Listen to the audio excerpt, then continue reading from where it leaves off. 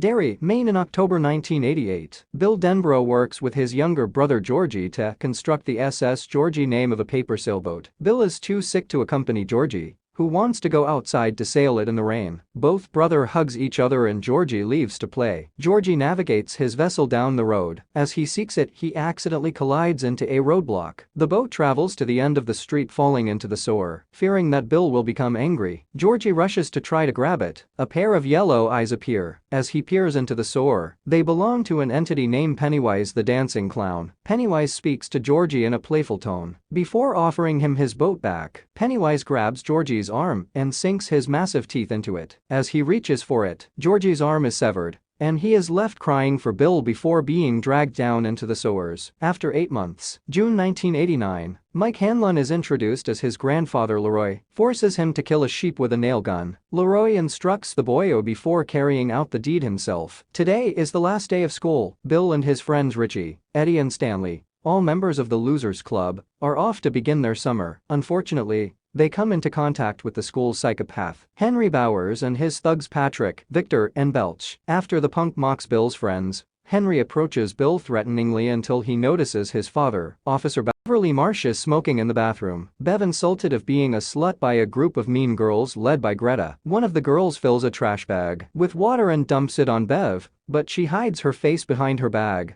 Beverly meets the new kid Ben. On her way out of the building, he is bullied because of his weight, and he has no friends. Ben appears to develop feelings for Bev after she signs his yearbook. When Bill returns home, his father Zach angry on him for building a model of sewer system with tubes because he still believes that Georgie is only missing. Zach advises him to accept Georgie's death. Mike goes to the butcher shop to pick up some meat that sounds like screaming and pounding behind the door. When the door opens, several burnt hands emerge. Mike then sees Pennywise, but is nearly run over by the Bowers gang in a car. Then Bowers gang go away.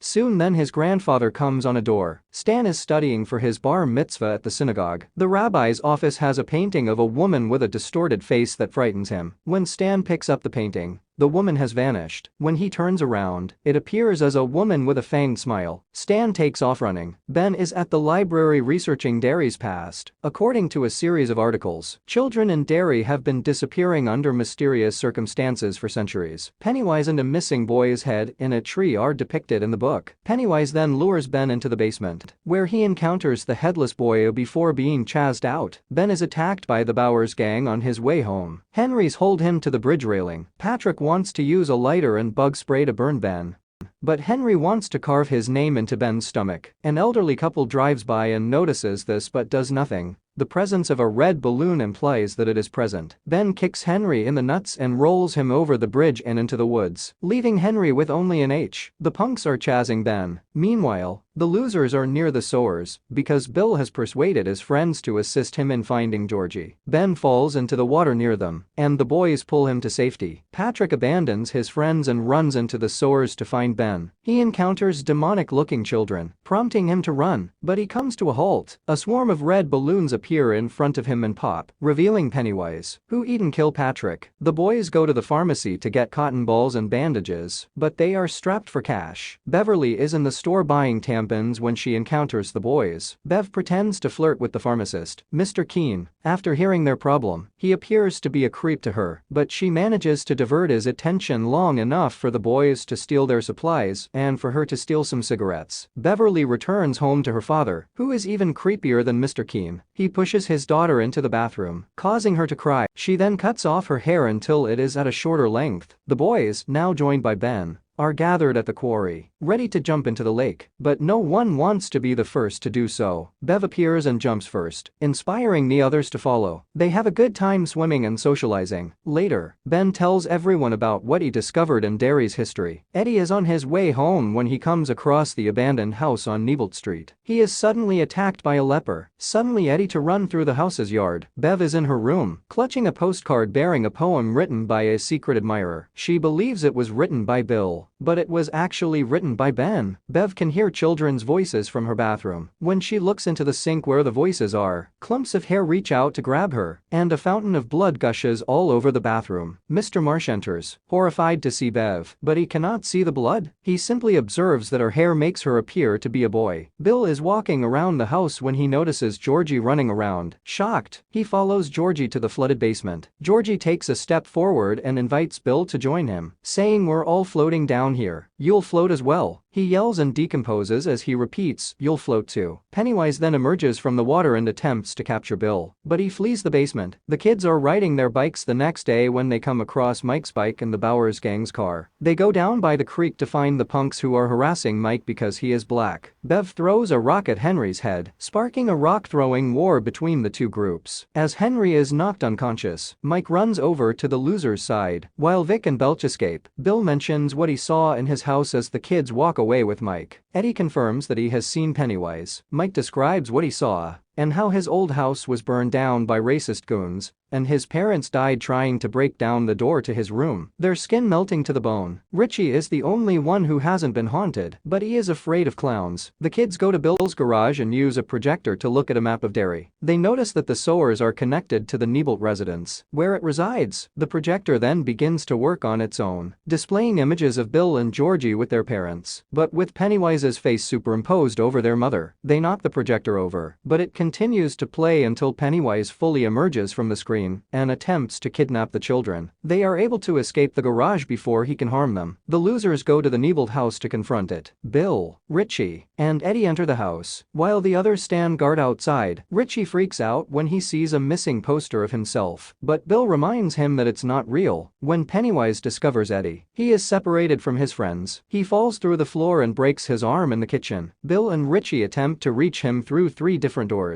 When they open the first door, they find a headless girl. Richie is trapped inside a room full of clown dolls by the second door. He notices a coffin containing a dummy of himself. He closes it, and Pennywise leaps out. He attempts to attack Richie, but he flees the room. Pennywise returns his focus to Eddie, but Bill and Richie reach him before the clown consumes him. Beverly then appears and drives a spear through Pennywise's head, forcing him to flee. After seeing Eddie's broken arm, Eddie's mother forbids the losers from hanging out with him. Bill and Richie then fight after Richie claims that their pursuit of Georgie has nearly killed them. The losers split up because the other boys are too scared to continue. It's now August, and Henry is shooting things with his father's gun with Vic and Belch. He orders Belch to bring him a cat to shoot, but Officer Bowers arrives to take Henry's gun. He then shoots the ground around Henry's feet in order to humiliate him and expose him as a coward in front of his friends. Henry later notices a red balloon on his mailbox. Pennywise delivered a knife inside. He goes inside while his father is sleeping, and the TV is on. A woman and her children appear on the screen, all urging Henry to murder his father. He accomplishes this by inserting the knife into his neck and allowing him to bleed to death. The children on television, all of its victims, then begin chanting, "Kill them all. Kill them all." Beverly's father tries to act on his lust for his daughter at the Marsh house. She fights him off and flees to the bathroom. When Mr. Marsh arrives, Bev kills him by whacking him across the face with a toilet lid. Pennywise finds her and takes her just as she is about to leave. Bill passes by Bev's house and discovers her father dead in the bathroom, with the words, "You'll die if you try," written in blood on the wall. He realizes Bev has been kidnapped by Pennywise and goes to make amends with his friends in order to save her. Eddie's mother forbids him from leaving and joining his friends when they arrive, but he defies her when he confronts her about the placebos. He abandons her in favor of his friends. The boys visit the Niebolt home and discover a well where it lives. They descend a rope, but before Mike can descend, Henry appears and attacks him. He begins to pull the rope up to keep the boys from climbing back up. Henry tries to kill Mike with the nail gun he brought, but Mike fights him off and manages to push him down the well, apparently killing him. Moving deeper into the well, Stan is attacked by Pennywise in the form of the woman from the painting. She chomps on his head, but the boys scare it away and comfort a mortified Stan. All of the boys proceed deeper into the well, where they discover Pennywise's lair. All of the children he's abducted are floating up in the dead lights in some sort of trance. Bev is discovered floating by the boys. They drag her down, and Ben kisses her to break her trance. Georgie then emerges from the shadows, which Bill notices. Georgie tells Bill that he missed him and was expecting him to come get him. Bill hugs his brother, but he recognizes him as Georgie and shoots him in the head. His body writhes on the ground until he transforms into Pennywise the dancing clown. The clown attempts to murder the children, but they fight him off until he has his grip on Bill. Pennywise gives the others the option of dying together or leaving him alone with Bill. Bill tells them to flee, but Richie is the first to resist. The kids then begin beating Pennywise until he is rendered powerless, unable to harm them because they no longer fear him. Pennywise flees into the darkness before Bill can deliver the fatal blow to the clown's cracked skull. The kidnapped children then fall to the ground. Bill then comes across Georgie's raincoat. He realizes Georgie is truly gone. Bill sobs as his friends gather around him and embrace him. September has arrived, should Pennywise ever return. The losers swear a blood oath to return to Derry in 27 years. They chat for a while before gradually departing, with only Bill and Bev remaining. She is now relocating to Portland. Bill runs up to her and kisses her as she walks away. Chapter 1 comes to an end.